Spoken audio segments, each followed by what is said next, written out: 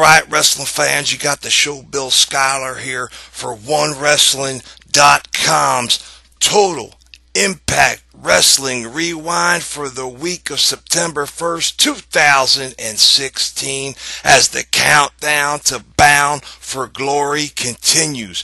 We are just 5 short weeks away from the biggest pay-per-view on TNA's calendar.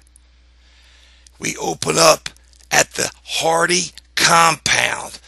Reby Sky on the piano, playing Obsolete with Matt Hardy, with Brother Nero, with Senor Benjamin, and even with King Maxwell himself tickling the ivories on his own special piano. He hits a particular riff, and Matt Hardy says he has had a premonition that the war with the Decay will not happen in the zone of impact. No, that war is going to happen here at the compound, but not tonight. No, tonight he has a match against Crazy Steve at the zone of impact, and he has to leave Reby Sky there tonight. Senor Benjamin would be there to protect her, and she also would be left with a sword to protect herself and her child.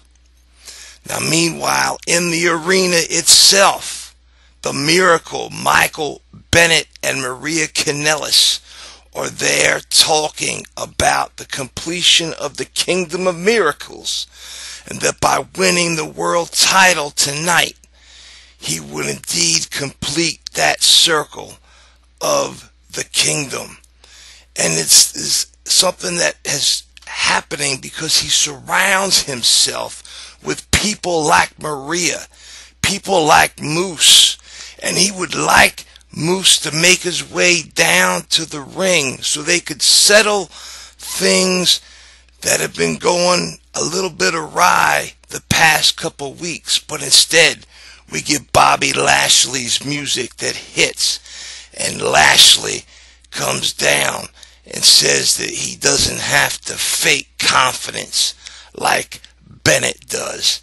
That Lashley is so confident that he's willing to make tonight's world title match a no DQ event.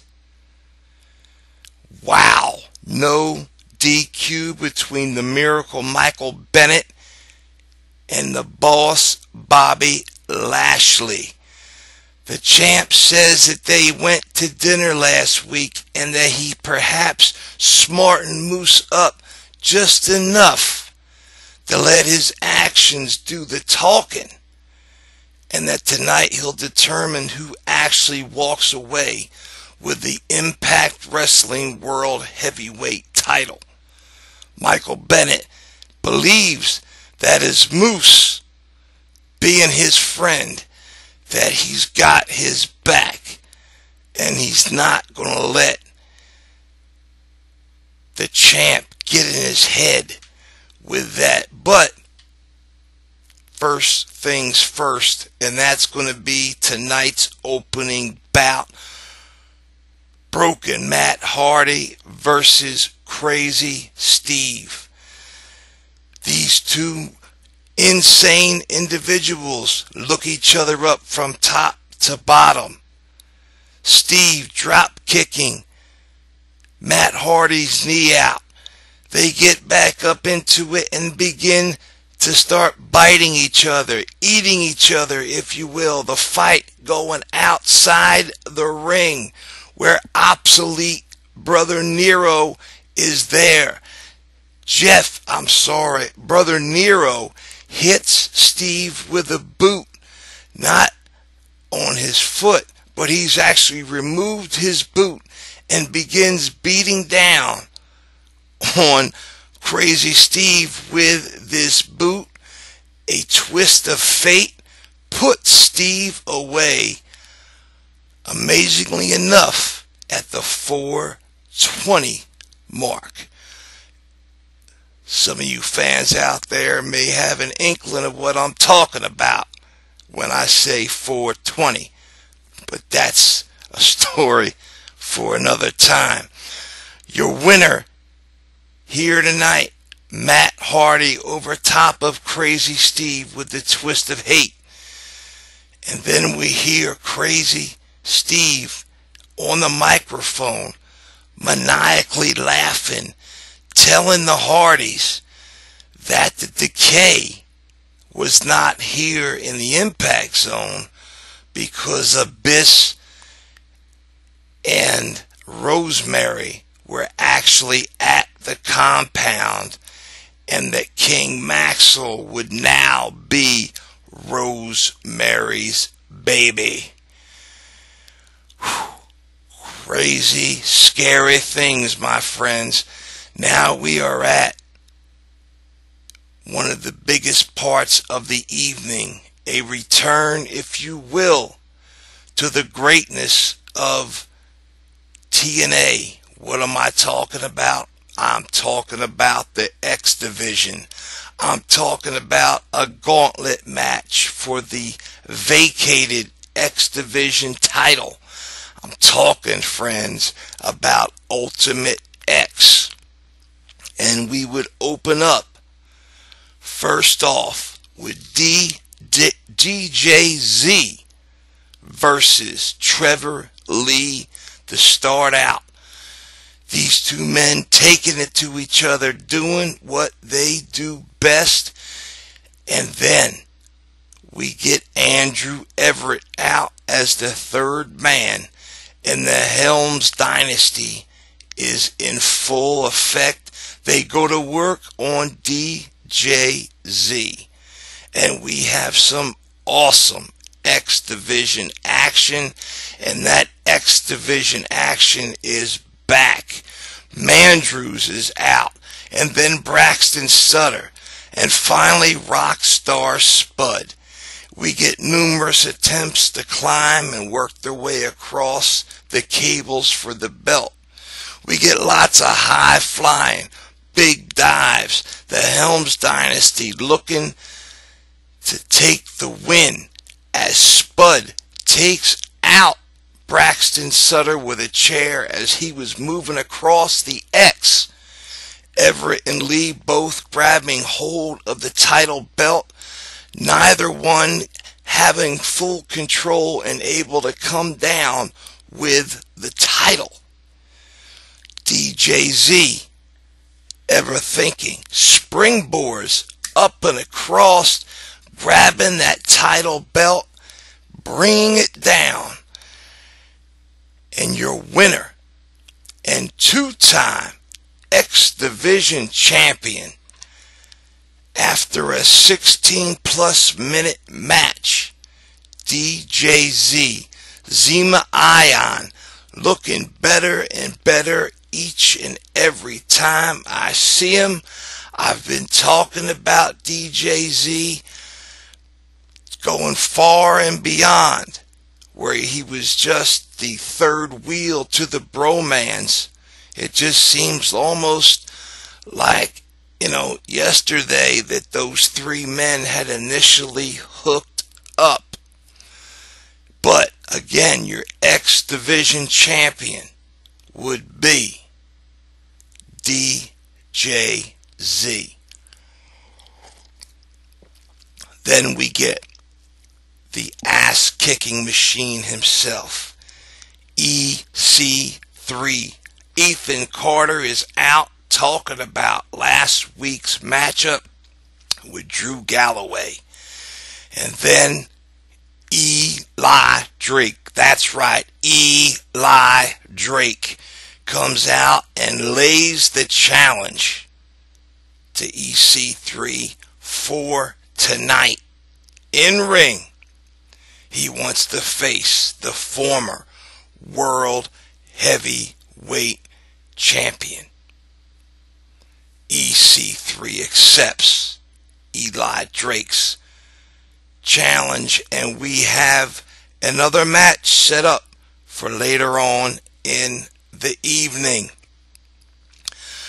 Then we get Drew Galloway coming out to explain the brutal attack that he put forth on last week's special referee, Aaron Rex.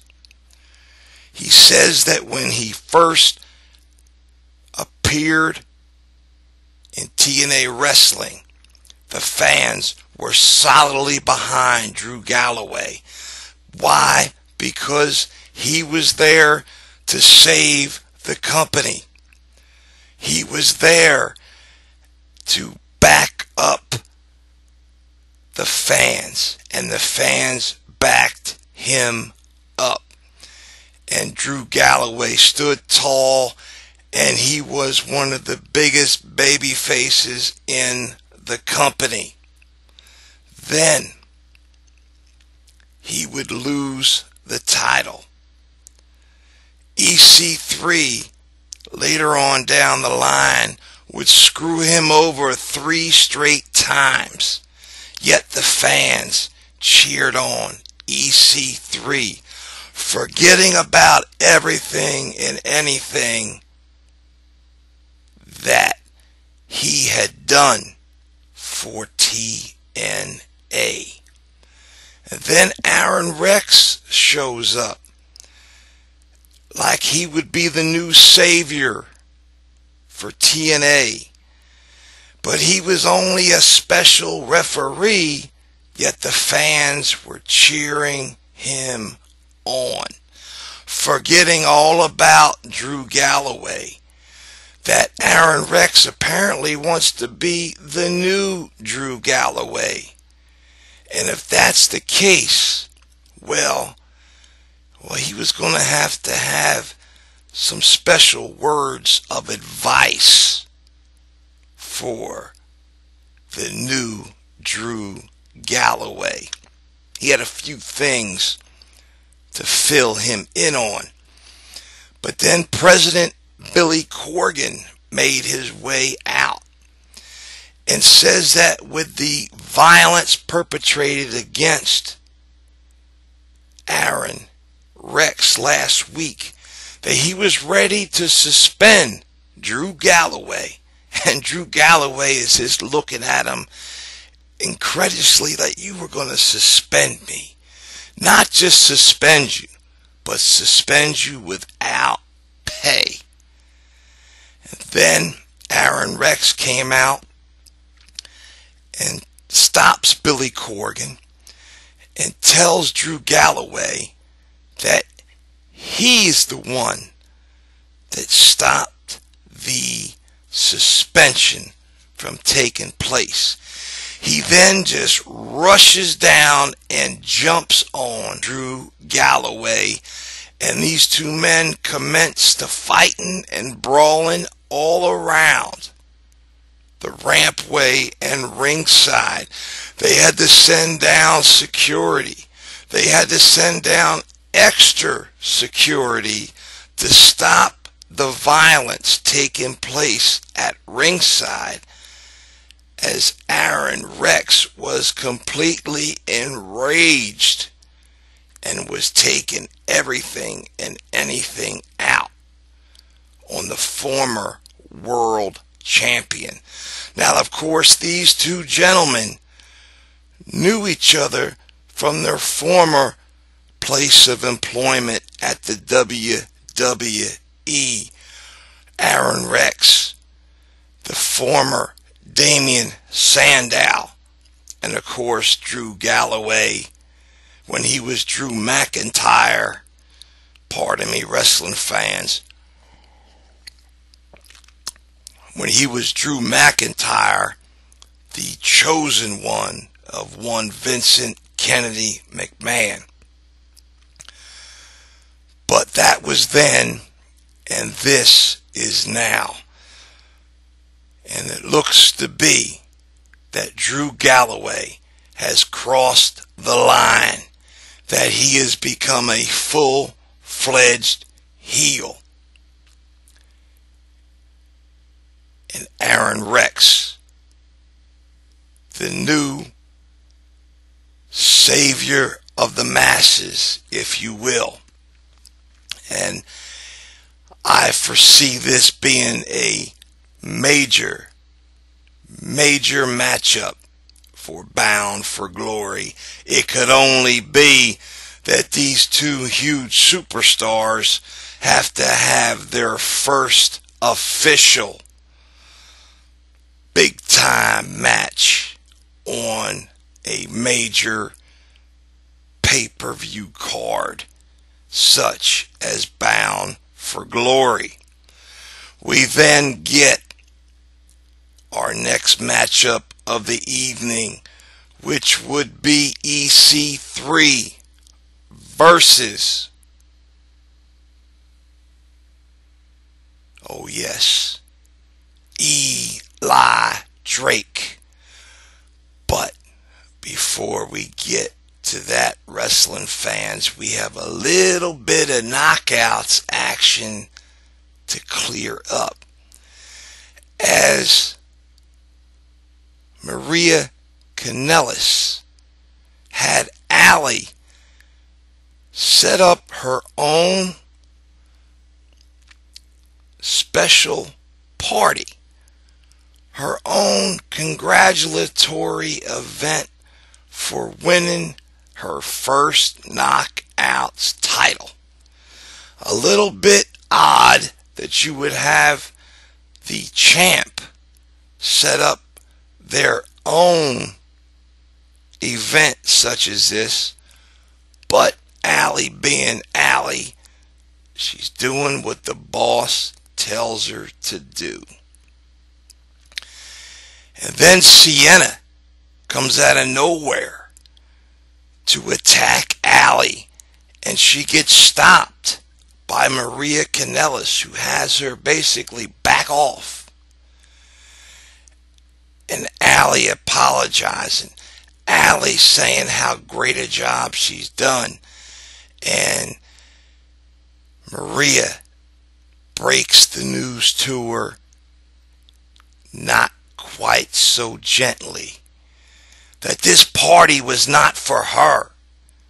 This party was supposed to be for Maria Kanellis, the first lady of professional wrestling, and that there was going to be a celebration, and the celebration was going to be the Knockouts match that was going to occur right now between her and Allie, and that Allie was going to lay down by God for Maria Kanellis right there in the ring for the 1, 2, 3. She looked at her like she could absolutely not comprehend what Maria Kanellis was telling her. So Maria made it perfectly clear. You lay down now and nobody gets hurt. Allie being that person, Allie being that loyal employee, actually laid down in the ring in a Vince Russo swerve type of situation. And Maria calls for the referee. She pins Allie for the 1, 2, 3. And the first lady of wrestling now has her first Knockouts title. Strange days indeed for the Knockouts division. Not how I envisioned Allie's first week as Knockouts champion. I had expected this would go on as we talked about last week, whether it would be the actual emergence of Cherry Bomb, showing that it was all a ruse and that she had done this to work her way in to taking the title shot by swerving everyone. But no, they're continuing with the storyline of this bumbling, ever so heart of gold knockouts, new knockout star, and now former knockout champion Allie, excuse me. Then, wrestling fans, we have the EC3 versus Eli Drake match. And EC3 and Eli Drake commence to fighting. And these guys are beating each other from one end of the ring to the next. EC3 doing what he does best.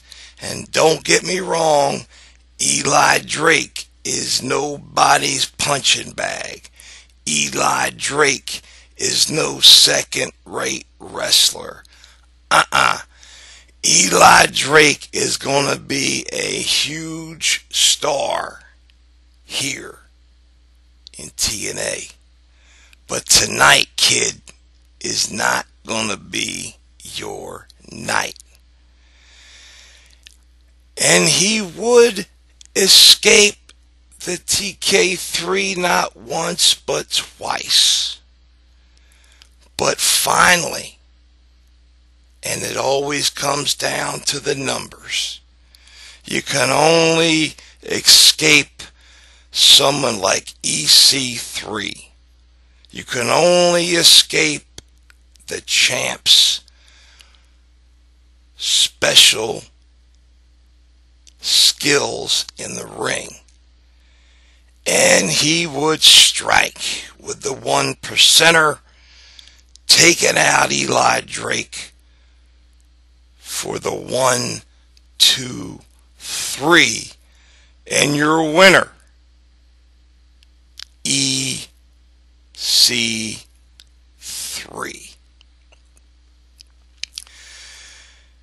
Then, wrestling fans, we have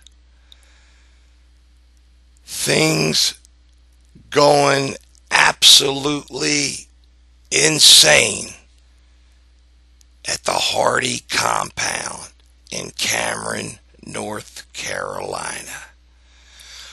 Rosemary making appearances out of literally thin air, appearing and disappearing, playing all kinds of mind tricks on Rebby, as Rebby had left the safe room in the mansion, leaving King Maxwell with Senor Benjamin, as she, with sword in hand, would go out into the mansion to confront Abyss and Rosemary, that she would not allow her child to become Rosemary's baby.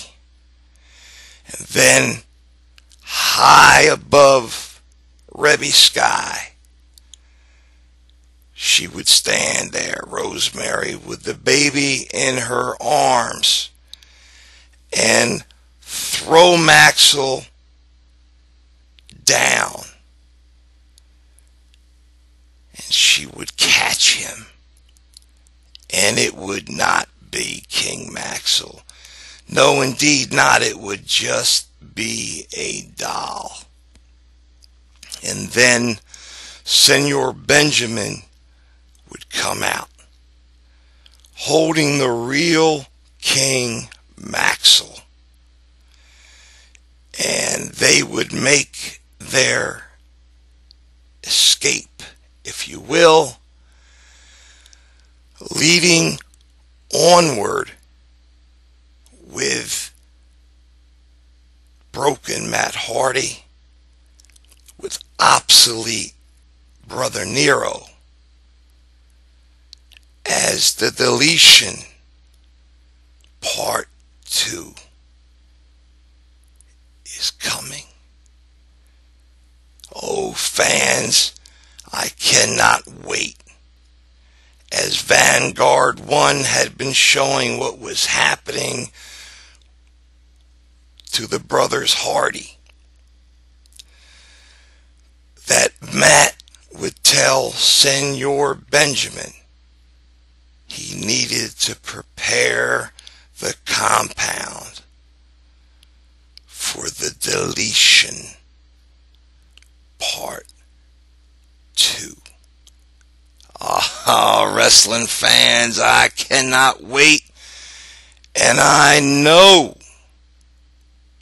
all of you cannot wait to see Brother Nero, broken Matt Hardy, going up against the Decay, Abyss, Crazy Steve for the TNA World Tag Team Championships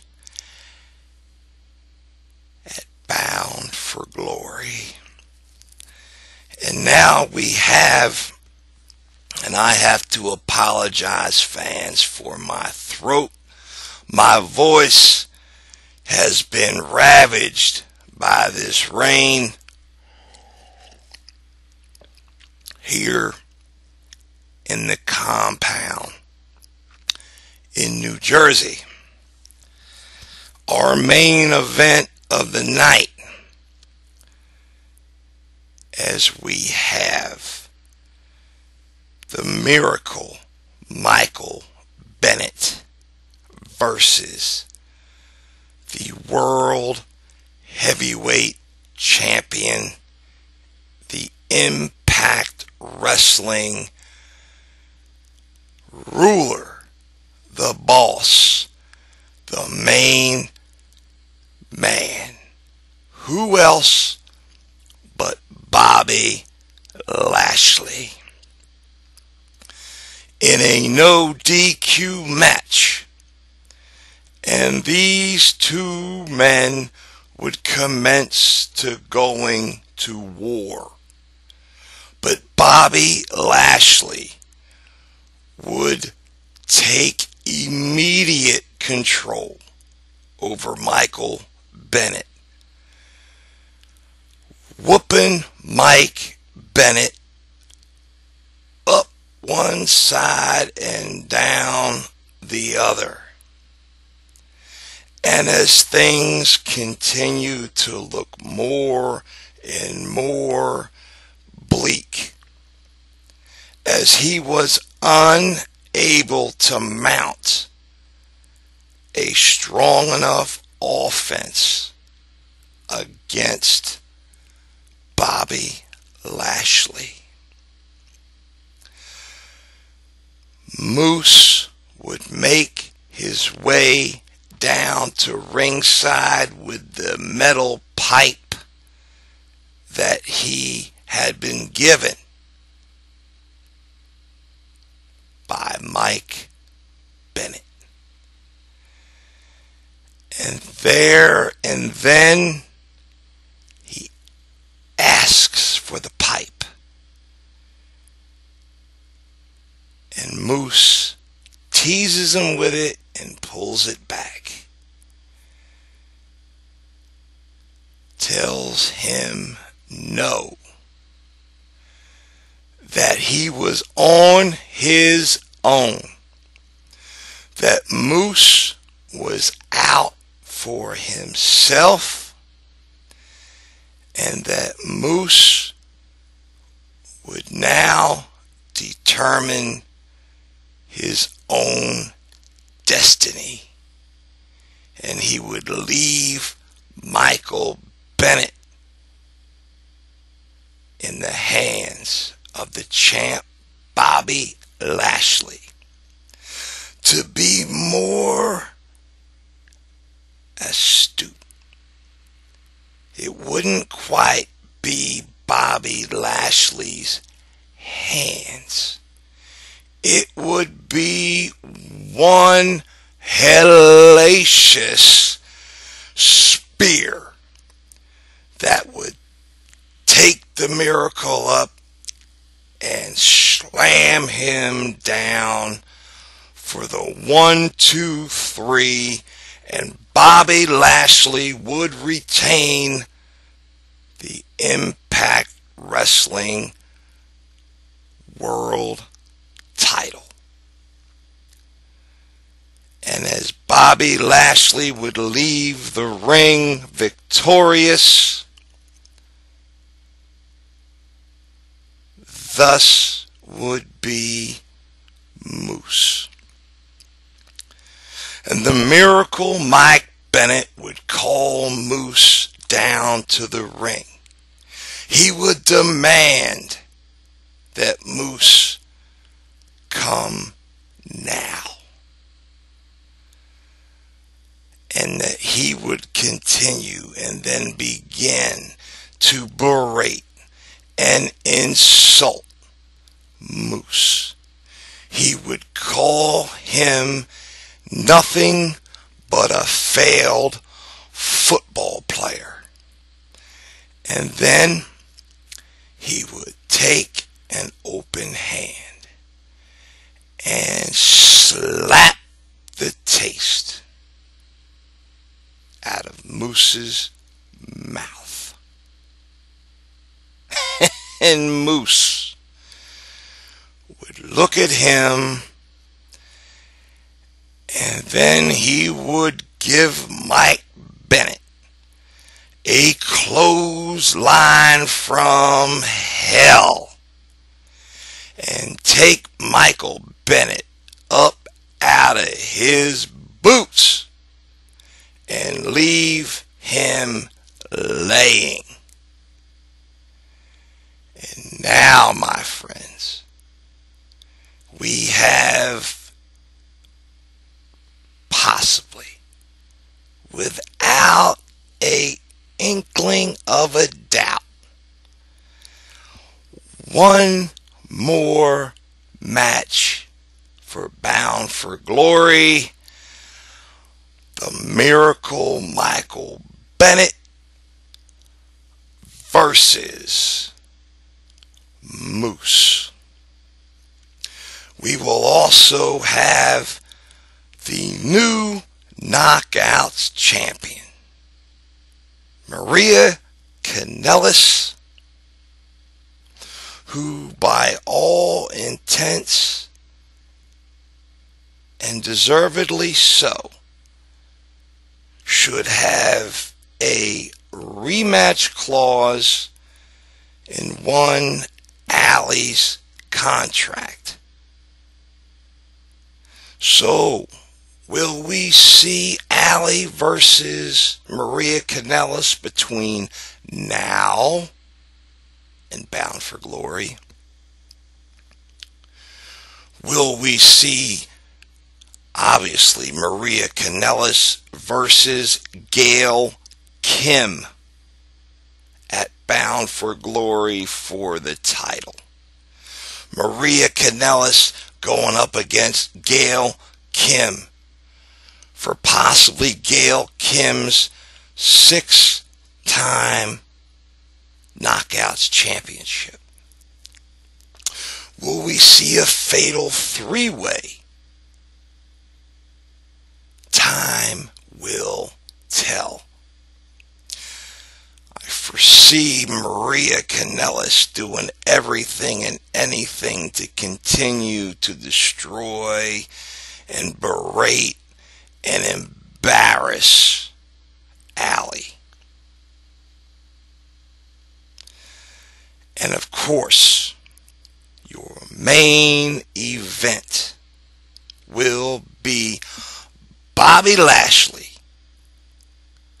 with the Impact Wrestling Championship versus EC3 Ethan Carter III. This Bound for Glory has quickly turned into one hell of a promising card, my good wrestling fans. And with that, I am the show Bill Schuyler. You can follow me on Twitter at YouGotTheShow. Follow Bill Apter at Apter1Wrestling. And with that, my friends, I will see you at the matches, and I will catch you. I will see you down